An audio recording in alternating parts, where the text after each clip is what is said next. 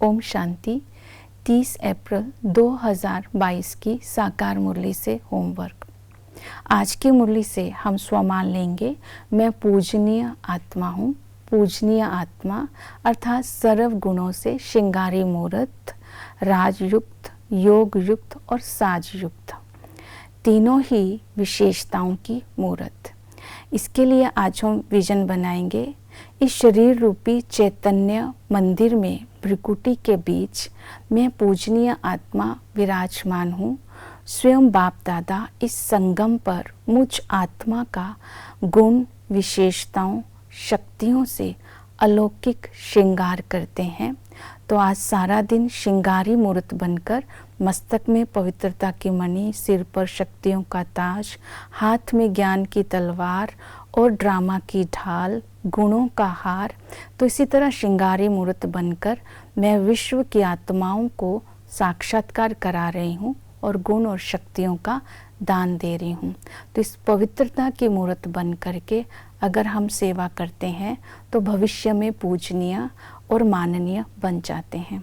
आज की मुरली से धारणा के लिए पॉइंट लेंगे, बाप का मददगार बन पूजनीय लायक बनना है, ज्ञान योग का श्रृंगार करना है। तो बाबा ने इसके लिए बताया कि सारा दिन स्मृति में रखना है कि मैं शिव शक्ति सेल्वेशन आर्मी हूँ। अर्थात इस स्वमान में रहेंगे तो बाप समान ये जो दूसरों का डूबा हुआ बेड़ा पार लगाने में मदद कर सकेंगे। तो ज्ञान और योग से दूसरी आत्माओं का भी कल्याण करना है।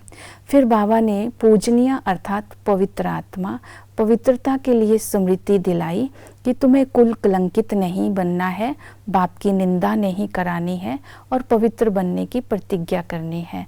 तो पवित्र बनने के लिए जो ज्ञान की बात बाबा ने बताई है कि इस अंतिम जन्म में पवित्रता की जब तुम प्रतिज्ञा करते हो तो ये याद रखना है कि देह से ही सबसे ममत्व को मिटा देना है।